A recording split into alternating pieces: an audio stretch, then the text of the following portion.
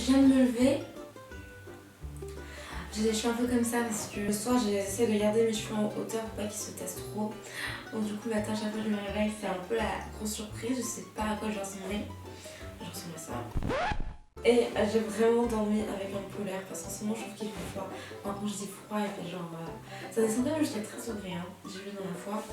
13 degrés, ce qui peut paraître peu, mais en fait ici il peut faire jusqu'à plus de 40, quasiment 50 degrés. Donc en fait quand il fait 13, même 20, moi j'ai super froid. Donc bref, du coup je vais aller me changer, je vais me coiffer, je vais faire ma routine beauté pour être un peu plus présentable. Et puis après, on y va. Voici mon look du jour. Vous savez même que tout le temps, en fait je mets tout le temps cette tenue là le samedi et le dimanche. C'est vraiment genre mon look du week-end, c'est-à-dire ma robe ma robe Diarablo en coton. Donc c'est une marque qui est fondée par une femme noire. Tout est fabriqué à Dakar au Sénégal, donc en Afrique. Il y a des poches. C'est hyper pratique. Ouais, je pense que c'est un vrai scandale à la tenue où t'as pas de poche pour les meufs. Bref, autre débat. Et ça tourne. Ensuite, j'ai mon petit sac sœur que j'adore. Ça fait des années que je l'ai, mais je le garde et je continue de le porter parce que vraiment fabriqué à Madagascar, raffia, il est magnifique. Les chaussures, pareil, chaussures qui datent de ouf, mais hyper confortables. Mais je suis vachement bien dedans, elles sont super canons. Et voilà. Donc là, on va aller voir s'ils ont du thé. C'est pas sûr, c'est pas yummy. C'est une vraie galère de trouver du thé en vrai ici. C'est fou ça. Salam alaikum. T'as du thé? Il n'y a pas? Ah. Et ici, ils ont des beignets, mais là-bas, il n'y a pas de beignets. Tu vois, il y a du thé, mais ici, il y a du beignet. Bon, on peut faire un mix des deux. Genre, Ouais. Là-bas, il y avait de la place ou pas? Ouais, c'est là. Du coup, on prend les beignets là et on va boire le thé là-bas. Ok. C'est bon.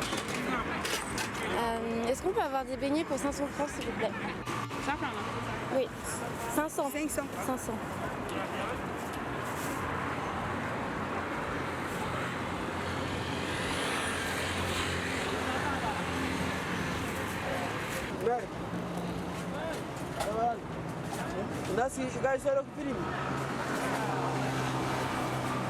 Donc moi j'ai pris des beignets, des petits beignets tchadiens comme ça, avec du jus de citron vu qu'il n'y a pas de thé rouge. Donc voilà.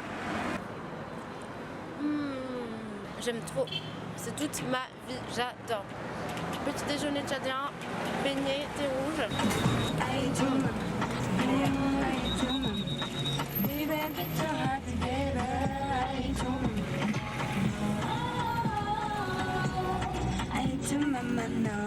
On va aller voir Joël, il est là, il est prêt.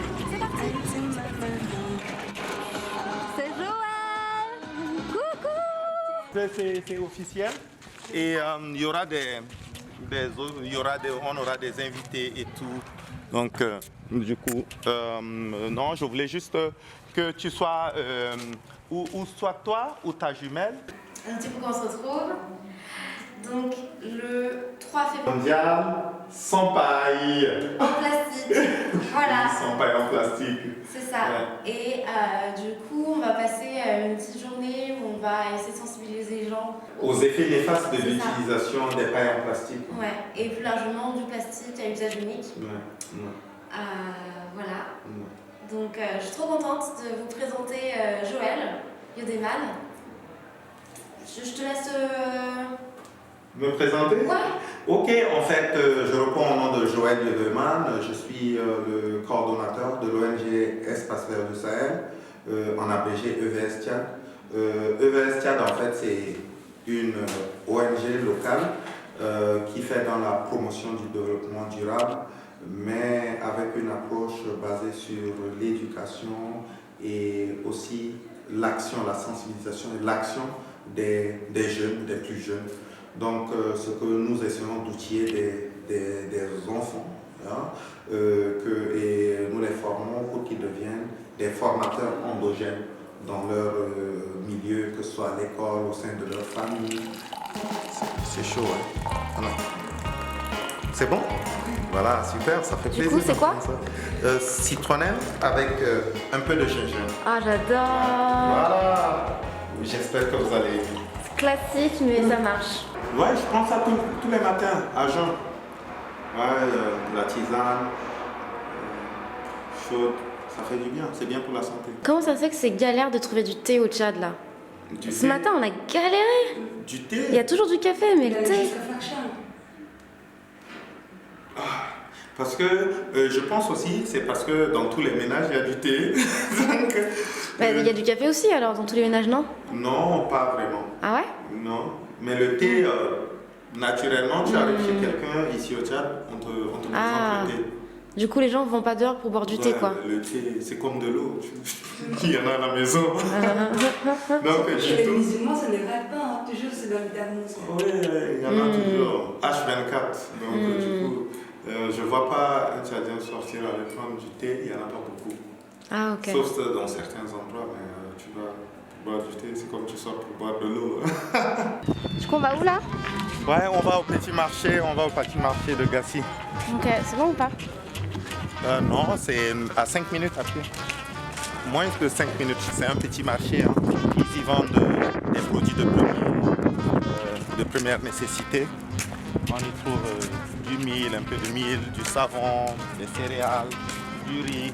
Juste de quoi pouvoir préparer, quoi. Il y a un peu de poisson séché, un peu de poisson fumé aussi. Oh, attention. Ah, j'ai failli me casser la gueule. C'est dans la boîte. Oh, waouh.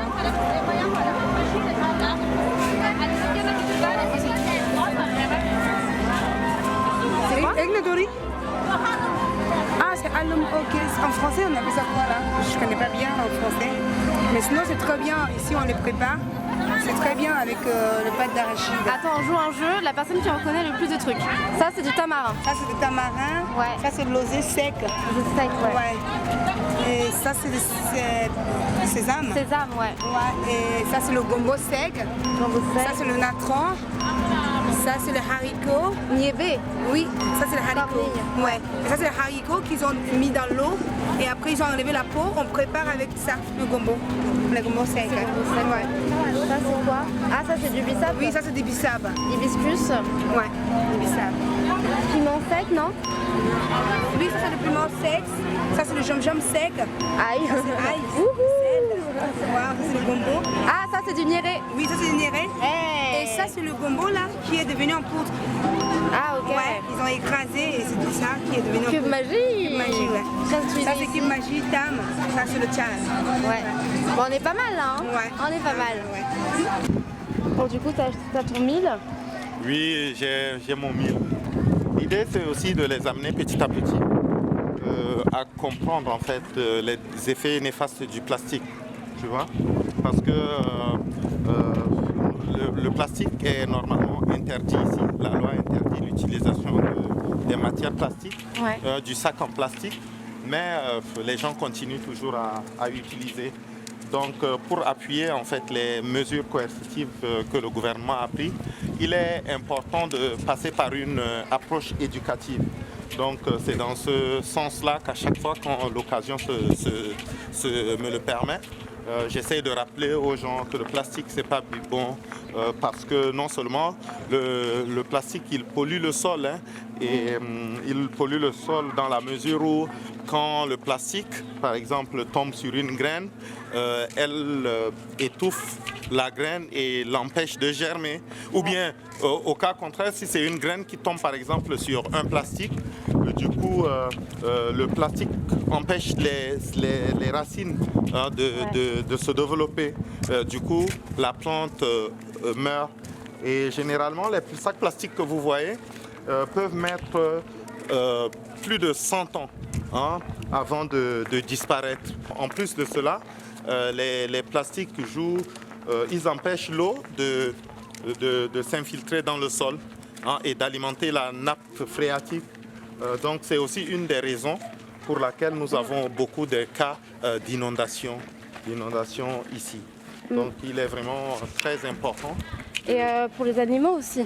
Oui, il y a les animaux, souvent ils en mangent hein, et ça les tue. Comme vous voyez, il y a plein de moutons là-bas. Ouais. Et regarde, voilà, les moutons, ils sont exposés, il y a les plastiques à côté.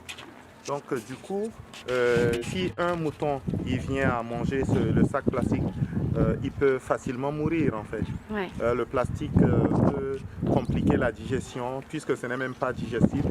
Il ne pourra pas digérer et puis là du coup, le plastique peut être bloqué dans le tube digestif de l'animal et l'animal peut en mourir. Oui, en fait, quand on parle de la pollution, je ne parle pas seulement de la pollution du sol. Hein. Il y a aussi la pollution des eaux. Hein. Nous savons que par exemple, l'eau, c'est un milieu de vie. Hein. C'est dans l'eau que vivent les poissons, les caïmans, tout ce qui est biodiversité marine. Et du coup, ce milieu de vie, quand il est pollué, qu'est-ce qui se passe? Les animaux qui s'y trouvent peuvent tomber soit malades ou bien peuvent mourir aussi. Vous voyez, c'est comme si notre milieu de vie à nous, quand le milieu est pollué, nous sommes exposés à des potentielles maladies. Donc, du coup, c'est important de sensibiliser les gens, non seulement sur la pollution du sol, à travers les matières plastiques, mais la pollution de l'eau et même la pollution de l'air. Parce que quand on brûle le plastique, il y a un gaz qui est assez néfaste qui se dégage. Et ce gaz, quand on est exposé à cela, on inhale, ça peut facilement causer le cancer. C'est aussi un des gaz à effet de serre les plus dangereux qui contribuent vraiment au réchauffement climatique. Ouais, on va de la cuisine, c'est là. Ah, ça sent trop bon. Ah, c'est cuisine homme, hein, donc... Cuisine homme, ça veut dire quoi ça? Pardon? Ça veut dire quoi, cuisine homme? Cuisine homme, c'est désordonné, rien n'est rangé. Et du coup aussi, on n'a pas fini hein, de construire, c'est encore en chantier. Regardez tout le bordel de Joël. Ah tout le monde a vu, ça y est. Désolé. Oui, du coup, il est bien beau d'interdire, mais il faudrait proposer des alternatives. Donc, il faut vulgariser en fait l'utilisation des sacs biodégradables. On peut les faire soit avec du tissu ou soit avec des pailles. Des pailles, on en fait au village et tout.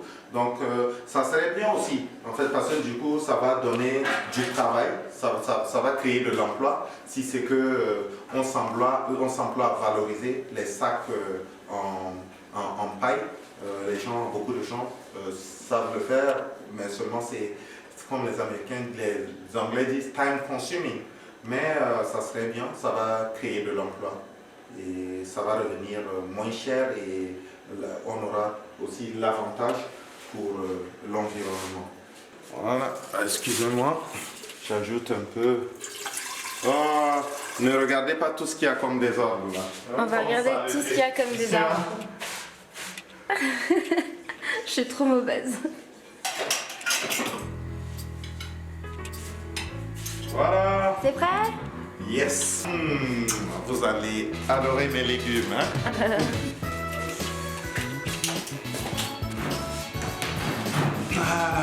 Il y a un truc que j'aime trop ici, c'est qu'on mange souvent dans la même assiette en fait. Ah oui, en fait. Ouais, c'est comme ça. C'est pas bien vu quand chacun mange dans son assiette. Pourquoi? C'est une question, tu sais, le fait de manger ensemble, ça développe le côté social en fait. Et c'est culturellement, depuis toujours, on fait comme ça. Du coup, c'est pas bien vu quand tu manges dans ton assiette. C'est vrai, aujourd'hui, de plus en plus de gens le font, mais on se sent plus à l'aise quand on mange ensemble.